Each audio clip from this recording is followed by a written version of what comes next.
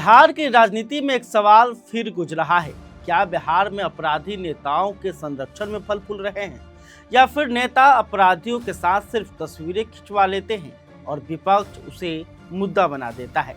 यह सवाल इसलिए क्योंकि पटना के टॉप 10 अपराधियों में शामिल संतोष डॉन के 25 ठिकानों पर ईओयू और एसटीएफ ने छापेमारी की है। जांच एजेंसियों का दावा है कि शुरुआती जांच में करीब 1150 करोड़ रुपए की संपत्तियों का नेटवर्क सामने आया है।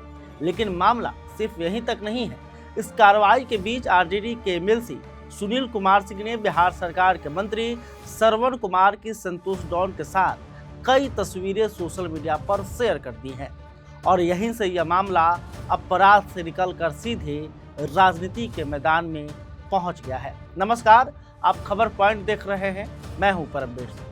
देखिए, सबसे पहला सवाल कि आखिर संतोष डॉन कौन है। तो इसका परिचय ये है। पटना जिले के टॉप 10 अपराधियों की सूची में शामिल 25,000 रुपये का इनामी, जमीन विवाद, रंगदारी और आपराधिक मामलों में लंबे समय से नाम चर्चा में।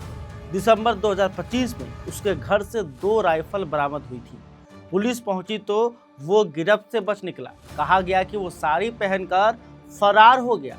लेकिन अब ईओयू की जांच में जो तस्वीर सामने आ रही है वो सिर्फ एक अपराधी की कहानी नहीं है, बल्कि एक बड़े आर्थिक नेटवर्क की तरफ इशारा कर रही है। ईओयू की छापेमारी में जमीन के सैकड़ों दस्तावेज, संपत्तियों के रिकॉर्ड और कई अहम कागजात मिले हैं। सूत्रों के मुताबिक जांच एजेंसियां 1150 करोड़ रुपए से अधिक की संपत्तियों का हिसाब किताब खंगाल रही है। सवाल उठता है कि अगर कोई व्यक्ति सालों से पुलिस रिकॉर्ड में अपराधी है तो इतना बड़ा आर्थिक साम्राज्य आखिर कैसे खड़ा हो गया? क्या सिस्टम को इसकी जानकारी नहीं थी? क्या स्थानीय प्रशासन को इसकी भनक नहीं थी, या फिर कहीं न कहीं राजनीतिक संरक्षण का हाथ था? यही सवाल अब विपक्ष और आरजेडी के एमएलसी सुनील कुमार सिंह भी पूछ रहे हैं। आरजेडी नेता सुनील कुमार सिंह ने मंत्री श्रवण कुमार और संतोष डॉन की तस्वीरें शेयर करते हुए सीधे हमला बोला है। सुनील सिंह का आरोप है कि नालंदा में जमीन कब्जा और कई अवैध गतिविधियों में संतोष डॉन की भूमिका रही है। उन्होंने यह भी दावा किया कि मंत्री और संतोष डॉन के बीच करीबी संबंध रहे हैं। हालांकि तस्वीरें अपने आप में किसी अपराध का प्रमाण नहीं होती। किसी सार्वजनिक कार्यक्रम में नेता, स्थानीय प्रभावशाली लोगों की तस्वीरें होना सामान्य बात भी है, लेकिन जब किसी आरोपी के खिलाफ 1150 करोड़ की संपत्ति की जांच चल रही हो, तब ऐसी तस्वीरें राजनीतिक सवाल जरूर खड़े करती हैं। यहाँ एक और दिलचस्प फैक्ट है। फैक्ट यह है कि संतोष डॉन का प्रभाव सिर्फ अपराध जगत तक सीमित नहीं है, बल्कि उसकी जो पत्नी है वो खुसरूपुर प्रखंड की उप प्रमुख है, यानी कि उसका असर स्थानीय राजनीति तक फैला हुआ है।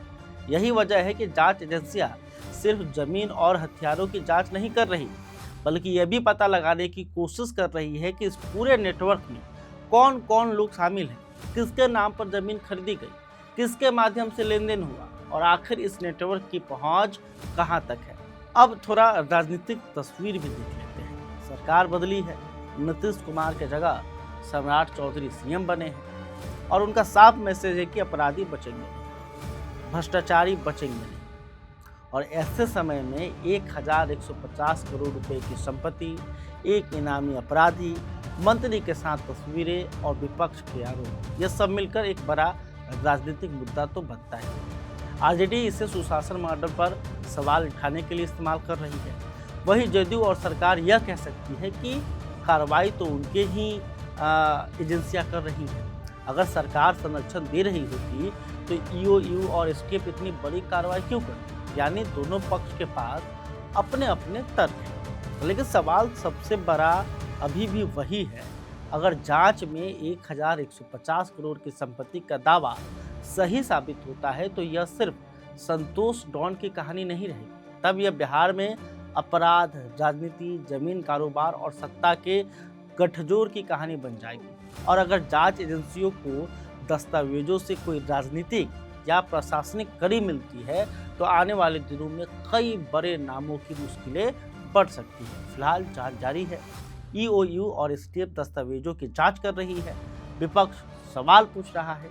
सरकार की तरफ से अभी तक इन आरोपों पर कोई प्रतिक्रिया सामने नहीं आई है। लेकिन इतना तय है कि संतोष डॉन का मामला अब सिर्फ एक अपराध की कहानी नहीं रह गया है, यह बिहार की राजनीति में एक नया विवाद बन चुका है। आपको क्या लगता है, क्या यह सिर्फ विपक्ष की राजनीति है या फिर जांच में कोई बड़ा खुलासा होने वाला है?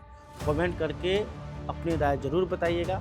और अभी तक आपने खबर पॉइंट को सब्सक्राइब नहीं किया है यूट्यूब पर तो कर लीजिए। वीडियो फेसबुक पर देख रहे हैं तो पेज को भी फॉलो कर लें। बहुत बहुत धन्यवाद।